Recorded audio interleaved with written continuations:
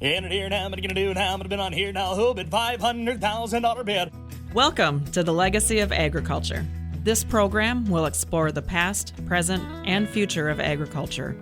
We'll look at the people, products, and events that have formed its history. And now with today's guest, your host, Chris Bair. Good morning, everybody. This is Chris Bair, your host of the Legacy of Agriculture. Thank you for joining us. We're pre-recording, and today's guest is Cliff Sanders. Cliff is Mayville, North Dakota native auctioneer and has just joined the Pifers team. Cliff, thank you for joining us this morning. Thanks, Chris. It's a pretty honor to be here. I'm recording from my home, and Cliff is sitting in his home up in North Dakota. And Cliff, how's the weather up in North Dakota? How's the crops looking up in the Red River Valley? Oh, it's beautiful up here. We got some rain. It started out kind of scary. It was kind of on the dry side, but now we got some rain. The grass is growing, corn is growing, beans are growing. Couldn't be better. Well, you've been on my mind about the last month or so. I wanted to have you on as a guest because you are an auctioneer by profession, and you have spent a lot of your career selling cattle. Tell us a little bit about your history and background, Cliff. Well, I grew up around livestock my whole life, and we had a bunch of cows at home, some sheep, and I grew up at the sale barn with my dad, following him around and chasing cattle. Always wanted to be an auctioneer, and about 13 years ago, I went to auction school and kind of rolled with it. I was a brand inspector for the North Dakota Stockmans for 16 years, so I seen every head of cattle that went in and out of West Fargo for a long time, and just that sale barn closed, and it was time to go on to a different career. So I went up to Devil's Lake and started up there as a field man and an auctioneer, and I spent 4 good years selling cattle. How did you like being a cattle auctioneer? Oh, I loved it. It's not for everybody, but it's a great time. I mean, it's a very fast paced and just it's go. And that's what I like about it. So what's one of your, and I'll make a confession to everybody online. When I got into the auction industry 30 plus years ago, I had my own little auction company, and I had a gentleman by the name of Bill Estes who was an old cattle auctioneer. He had sold cattle for 40 plus years, and he would come and help me on my equipment sales. And he was a great mentor getting started. And it was interesting. A livestock auctioneer always seems to have a little bit of a different chant than the rest of us. Yeah, that's what they say. I don't think I'm any different than anybody else, but it's just a little bit more fast paced. I mean, I got a good friend that says, boy, you sound different. And I don't hear it, but yeah, there is difference. I mean, everybody's different, but a lot of people are the same at the same time. Well, a lot of people don't realize that an auctioneer or a livestock auctioneer sells in nickels, dimes, and quarters, where an equipment auctioneer is almost exclusively selling in dollar increments. You're not selling something by the pound and getting right down to the nitty gritty. Would you agree? Oh yeah, absolutely. There is a difference on there, and I preferred not to go to the nickels and dimes. The quarter was all right, but that's as far as I wanted to go. Well, to finish telling my story about my good friend Bill Estes, he's passed away quite a few years ago. But one day we were sitting there visiting, and he says, "You got to come in and try selling livestock." And I says, "I don't know, I and I kind of kicked the can down the road. Finally, I thought, you know what? You'll never know unless you go try it." And so he set me up there in front of those old cattle buyers, and here comes a pen of cattle, and I looked at those cows, and I sold for about 10 minutes, and I gave the microphone back to him, and I never looked back again. Because first of all, I wasn't a good judge of cattle. I hadn't been around it enough in my life, and to know and understand. Back in that time, a 75 cent per pound cow versus $1.50. I couldn't tell you a good cow from a bad cow. Oh, I'm not sure that I still can. That's right. So you were before you got into the auction world, you were a brand inspector. Tell us about that. That's got to be interesting. It was, yeah, that was one of them other careers that I was very thankful I had. I loved every minute of it, except for in the middle of winter when it was 35 below. That was the downfall because you had to be out there, and we did at that time we didn't use any computers or anything. It was all handwritten in a book, and all the paperwork was done, handwritten. And yeah, to me it was a good thing, and it still is a great thing to have. I mean, and I think every state, and I probably shouldn't even say it, but every state should have brand inspection because there ain't no other way to trace cattle better than that. I mean, that brand never leaves. Explain to our listening audience exactly what a brand inspector is and what a brand inspector does for the cattle industry. Explain your role as a semi-load or a trailer load or an animal would come in and what your responsibility was and what you were looking for. Well, they would like just like at the sale barn. I mean, they would come in, trailer loads or semi loads, as you said, and there's an owner brand on a lot of them. I mean, a lot of people put, that's your mark. I mean, that's your ownership. That says that that's your cow. And then there's some that would buy cows and feed cows and then bring them back that wasn't their ownership. So you had to decipher all them marks on them and see whose is what and make sure that it was the right owner and the right brand, that was their cattle and not somebody else's, and or to make sure the paperwork was right. So it's not for everybody, but it was fun. What do you mean by paperwork, Cliff? Oh, well, when they buy and sell cattle in North Dakota, they're through the sale barn, will write you a brand release that comes right Okay. out of the brand office that says that you bought 5 cows and they have this brand on them. So then you take that home and that proves that you bought those cows if you didn't have your own brand on them. Okay. So, and they keep that paperwork stays with them cattle until the cattle are no more. Okay. Yeah. So you're creating a paper trail that every time that an animal goes across the block or goes across the scale, there's a Yep. record that's created on that animal. Yep. Yep. In West Fargo, I had 10 years worth of everything that went through there. I kept 10 years worth of paperwork of anything that went through this every sale. So let's create a scenario. Let's say I haul in a load of cows that are not branded at all. How do you handle that situation? Well, they were written down as no branded cattle, and that's how it goes. So the slip, you might have bought 2 cows that had my brand on them, the Lazy VT, and then you might have bought 10 cows that didn't have a brand, but it was the trail that so and so sold this many cattle on this day. So what happens if you have a cow that has got a lot of hair on it and you can't identify a brand? I know brands are followed by the brand itself, but also on the location of the animal Yes. as well. Yeah, there's 6 different locations on cattle and that you can register in the state of North Dakota. But on them that you couldn't see, that's where the old rope and clippers come out, and you had to play cowboy a little bit, and you kind of tied her up, and you took the old hand clippers and took the hair off so you could read what she had on her side. That might be why I'm old and sore and crippled now. And that's the reason why you're crabby all the time. Is that right? Well, I ain't gonna say that. That might just be in my nature. I don't know. I don't think so.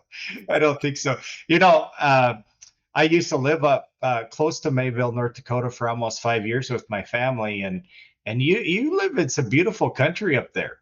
Oh, it is. I'm pretty happy that we found this spot to live now. I mean, I grew up north of Minot, moved down to Fargo 30 years ago, and then we found this farmstead, and this is about the second most beautiful place in North Dakota, because I always figured where I grew up was the most beautiful, but this is pretty darn good country here.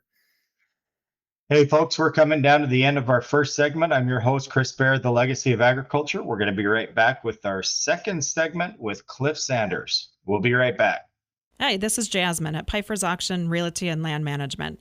Pfeiffer's offers multiple ways to bid and buy at our equipment and land auctions. You can bid online, in person, or place pre-bids before the sale even starts. By providing convenient bidding platforms, we make sure that you can buy the items or parcels you want the way you want to.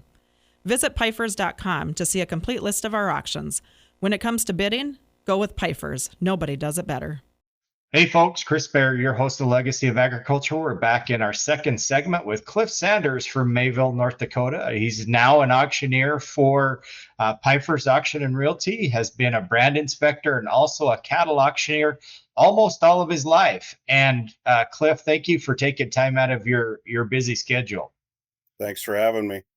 You said something that was very interesting to me in the first segment that caught my attention, and I want to move in that direction. Is that you said that the livestock auction facility in West Fargo, which used to be a major hub for the cattle industry, not only in North Dakota but for the upper Midwest. Why are some of these cattle auction facilities going by the wayside, Cliff? I wish I had the answer. I really don't know why they're closing. Maybe the fact that there is a shortage of cattle in the United States, but I really wish there was none that would close. I would agree. I would agree with that. Do you think that technology and ease of transportation is playing a role in that, where you can haul more cattle further, shorter periods of time, better interstate systems? Does that play into it, do you think? Well, maybe to a point, yeah. And the number of cattle that get to the sale barn, that would go along with that. Yeah. So it could be part of that. And there isn't a cattle in the country there used to be. Okay.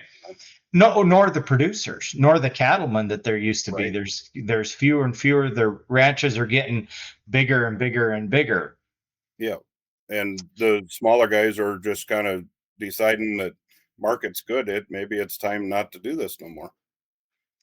Being an auctioneer and the auction industry is one of the oldest professions in the world, dating clear back into Roman time. Cliff, one thing that I would like to, a road that I'd like to go down with you is as an auctioneer, you're one man and you're selling from anywhere from 10 people on the other side of the arena to 500 people. What is going through your mind as an auctioneer as you sit behind that microphone and a pen of cattle come in to sell? Well, sometimes you don't want to know what would be going through my mind. It just like it is selling equipment. You want to get every penny you can for that producer. I mean, it's Right. just like with the customers on our consignment sales, our retirement sales, and everything, into the land sales. You want to get every penny that we possibly can for that producer. And when it comes to livestock, the biggest aspect you got to look at is when they bring their calves to town, that's their paycheck for the year. I mean, whatever they get that day, that's what keeps their ranch going the whole year until the next set of calves come. And that you want to get everything you possibly can so he can keep going for the next year and many years to come. When the cattle come into the pen to sell, into the arena to sell, and they're weighed, and most of those auction facilities have got a huge built-in scale underneath, so they're weighed immediately in front of the public. What are you looking for in a pen of cattle? Well, it makes it nice and even, and try not to have too many blemishes in there, and just a good set, good haired and alert and healthy cattle. Do you, as an auctioneer, do you ever go out into the pens of cattle before the auction and look at them so you have an idea as to what's coming across the ring? Well, sometimes, yeah, if there's time, I'd walk up and down the alleys and kind of peek. And I was fortunate enough when I was in Devil's Lake that I was a field man too, so I was in the country, and a lot of times I would see the calves. And When or when the you're, oh, go ahead. Well, before the cattle actually even got to the sale barn, I'd already seen them. Oh, okay. Yeah. So when I know as an auctioneer, when I go out to look at a piece of equipment or pieces of equipment. One of the things that I like to do is I'll walk through somebody's shed and they'll say, I'm going to sell that tractor. I'm going to sell that combine. I'm going to sell that head. And in my mind, I'm formulating a dollar value because I know he's going to ask me what that combine or what that tractor is worth before I ever get to his place. How often, when you went out and looked at a group of cows and calves and said, it's worth so many, there's worth so many dollars a pound, and how often were you bang on your number or off by a mile? Well, the past few years it was a little different because it seemed like the market was every week was different. It kept going up and up and up, but I sometimes would get close. About all I could do is tell them, could tell you what they brought the week before. Yeah, you can only, in the auction industry, you can only tell what history has done in the past and why it did what it did. Do you have cows, Cliff? Yeah, I still run some cows. We got about 35 cows, and then I got a set of replacement heifers that we're keeping back this year too. So, yeah. Are you a Hereford man? Are you an Angus? Are you Charolais or? Well, actually, I've got some Simmental cows, me and my son-in-law, but I got more horn cows than I have of anything. We got some Coriani Longhorn cross cows. I got some rodeo cows still in there, and then some purebred Longhorn cows. Ah, very, very interesting. Very interesting. So, what is the most satisfying aspect of being an auctioneer, both in the cattle industry and in the machinery business, Cliff? A happy customer. Okay. When they're smiling and they're at the end of the day, when they come up and they shake your hand and say thank you, and you didn't expect to see that, but boy, this is great. That's there's nothing better. It's just making your customers happy. It's that is one of the most rewarding feelings that you can have. Would you agree with that, Cliff? Oh, 100%. Yeah. Yeah. And there is those days, and the listener should know that sometimes when you go in and you appraise a line of machinery or you appraise a herd of cattle, and sometimes the market doesn't play well. And even though you've done everything in your power to do a good job marketing and to get the top price that you can, sometimes it's just off. And those are long, hard conversations. Wouldn't you agree? Yeah, absolutely. I mean, and everybody's got to remember at the end of the day, we're all human and things happen. We do our best to make sure to get as much money as we can for you. And that's just the way it works sometimes. You said something very interesting earlier in the segment, and a lot of people don't look at it from the perspective of the auctioneer. Is what is his job and what is the auctioneer's responsibility? What is the responsibility of the representative that is representing equipment? And that is our job as auctioneers and being in the auction industry. Our job is to make sure that we can legally and ethically get every nickel and every dime that we can possibly get out of the item that we're selling. Agreed? Oh, absolutely. Yeah, that's our job is to help our customer get as much as they possibly can for their item, but also to help our buyer get what they need too. Yeah, that's exactly right. We have an obligation. We have an obligation to be honest and to be fair and represent what we're selling accurately to those buyers, because buyers eventually become sellers. They actually become our client, and they hire us to do that job for them. Agreed?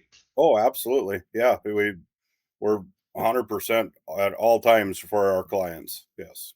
Ah, very good. Tell me, Cliff, what has been your most favorite experience as an auctioneer?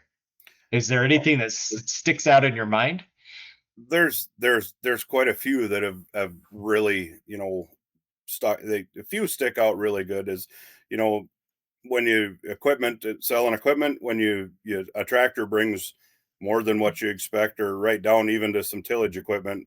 And then in the cattle, I can remember 4 or 5 years ago when I first got into selling the weigh up cows, my goal was to sell a bull for $1 a pound, a weigh up bull. Now, Right. they're pretty darn close to $2 a pound. And yeah, it little things like that that stick in my head. I mean, right down to the first sale of selling something. I mean, I remember the first time I hit $1,000 right out of auction school. I just, for some reason, I thought that was standing on a trailer with no microphone. I can't remember the item. I was just excited, and then I had to, like I said, it was 2 weeks out trying to remember, how do I get to 1,000. Oh, folks, we're going to be right back with our third segment with Cliff Sanders. Hi, this is Jasmine at Piper's Auction Realty and Land Management. Piper's offers multiple ways to bid and buy at our equipment and land auctions. You can bid online, in person, or place pre-bids before the sale even starts. By providing convenient bidding platforms, we make sure that you can buy the items or parcels you want the way you want to. Visit Pifers.com to see a complete list of our auctions. When it comes to bidding, go with Pifers. Nobody does it better. Hey, folks, Chris Bair, your host of the Legacy of Agriculture. We're back in our third segment with Cliff Sanders out of Mayville, North Dakota. Thank you, Cliff, for joining us. You were talking in our last segment about some of the good experiences and some of your favorite memories as an auctioneer. And we got cut off because of the segment. And you're talking about, your goal was to hit $1 a pound on a bull. Now it's $2. The marketplace has changed. Finish telling us that story. Well, everything has just kind of changed so much in the past few years, especially in the cattle market and all of it. It's just, that's one of them goals that a guy sets. And when I first hit it, it was just like, oh, I finally did it, That's a satisfying feeling when you cross. It's not crossing the finish line. It's actually cresting the hill. Yeah. And hopefully that. Got to set another goal. That's all.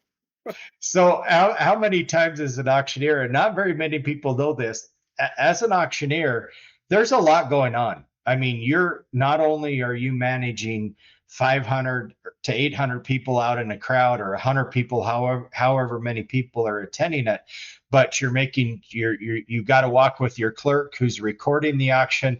There's a lot going on with an auctioneer. Have you ever forgotten where you were at and not really sure what to do? Do I have to answer that one? Oh yeah, absolutely. Just because we're human, right? Right. Yeah.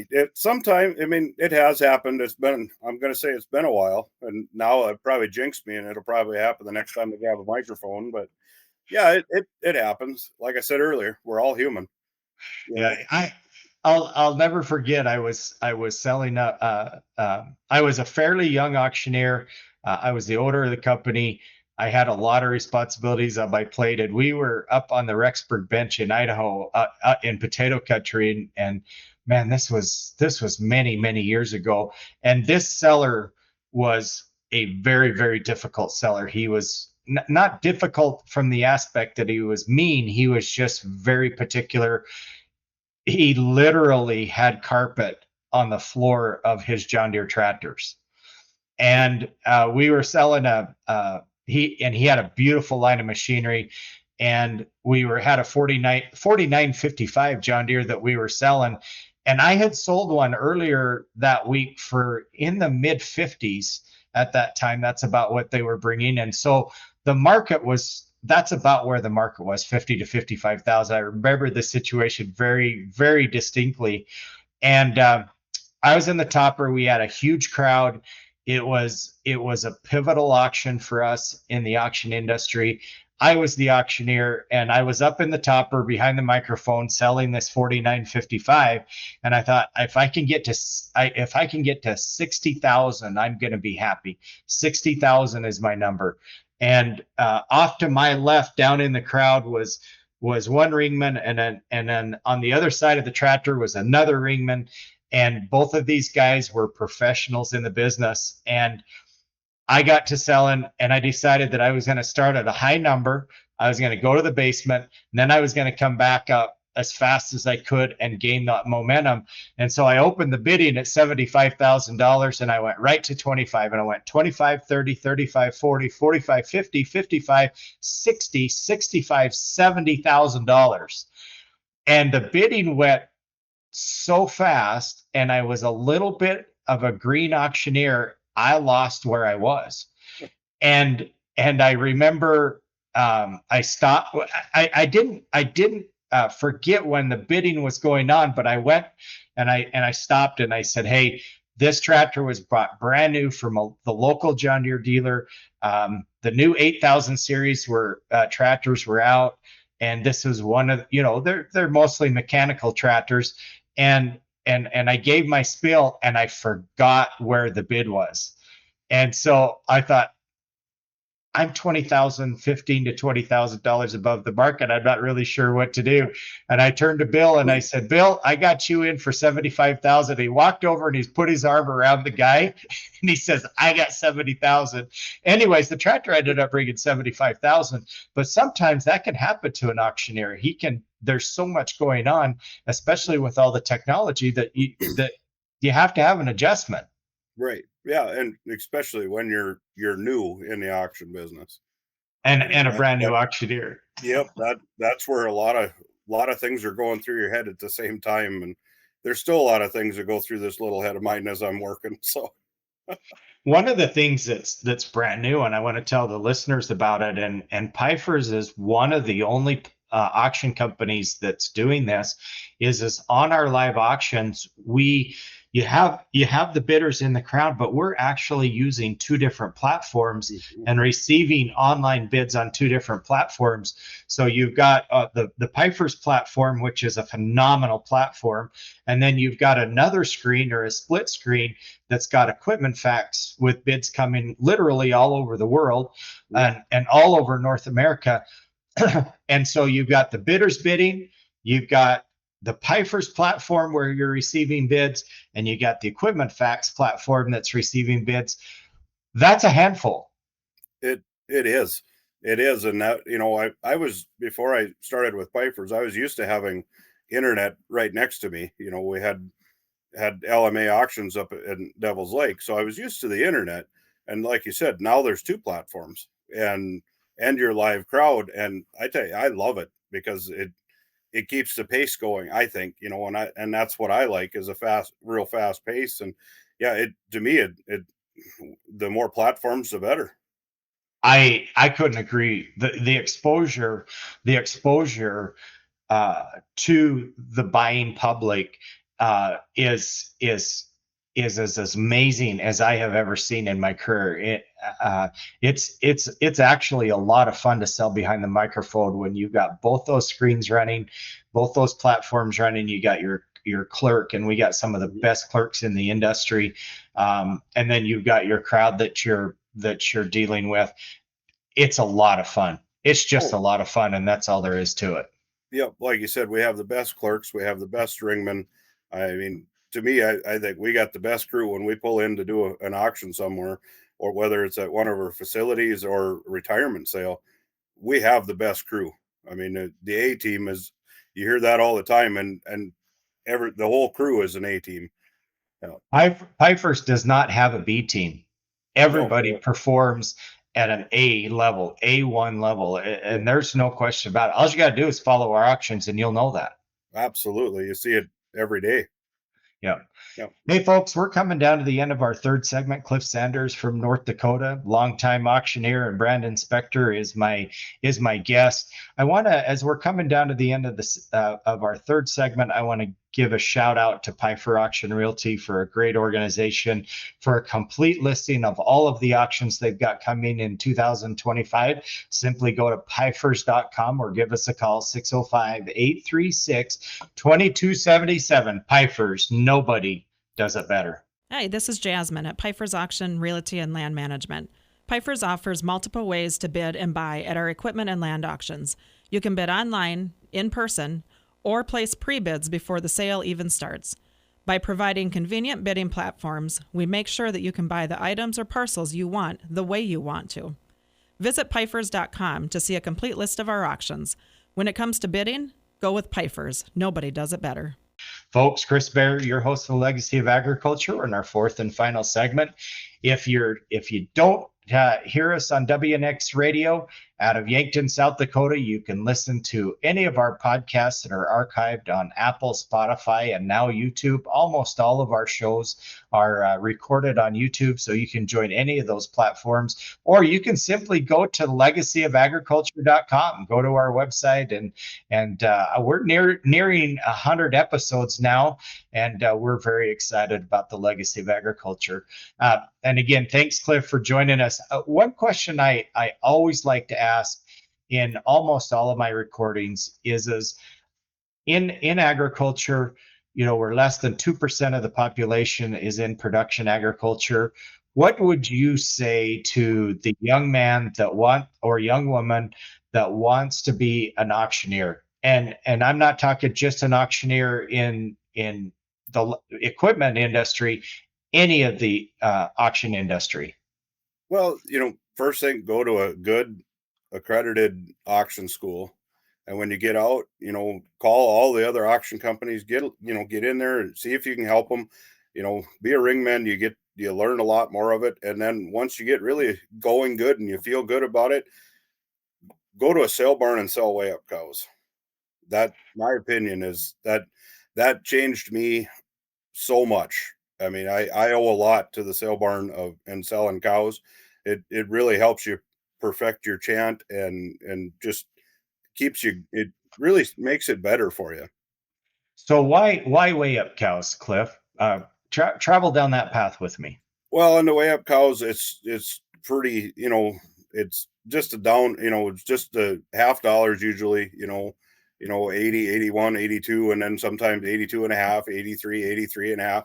It's just good practice. It helps with your filler words. It just all the way through you perfect your chant. And you don't have to be cutting edge when it comes to judging that cow when that gate opens and she walks onto the scale, right?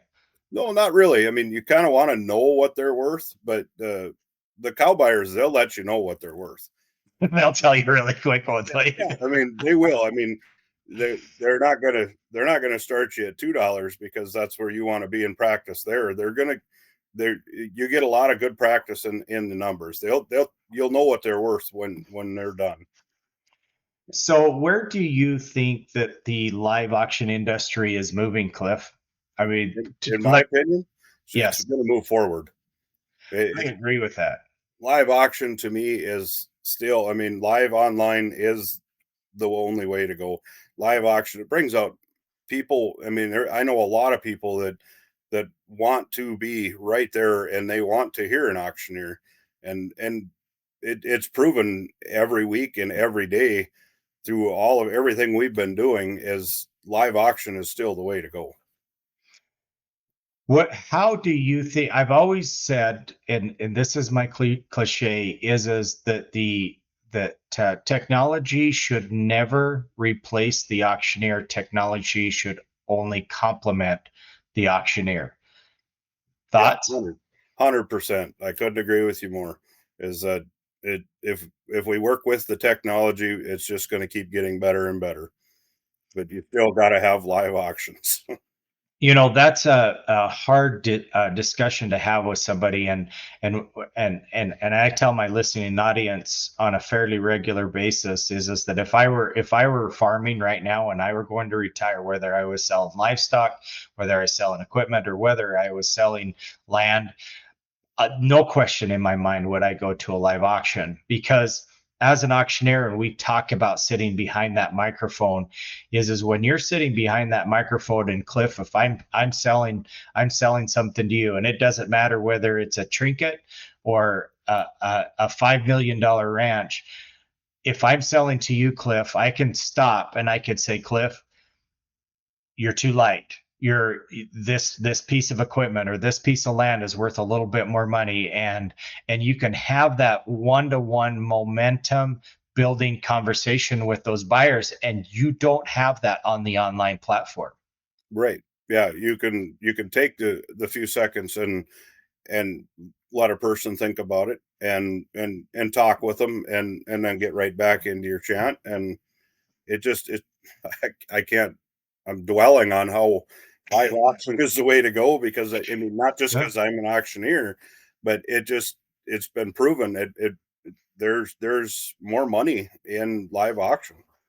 You know, in the live auction industry and in managing this facility and in building this region for pipers down in the Sioux Falls area, we've been here. I've been in the Sioux Falls market for close to 15 years now, and that conversation that you have with somebody that comes in and is thinking about having a live auction and decides, you know what, go ahead and go with an online auction. Almost every time that customer will come back and say, I wish I had a live auction, because you don't get the momentum on an online only auction that you do on a live one, or I'm not going to say always, but very rarely. Right.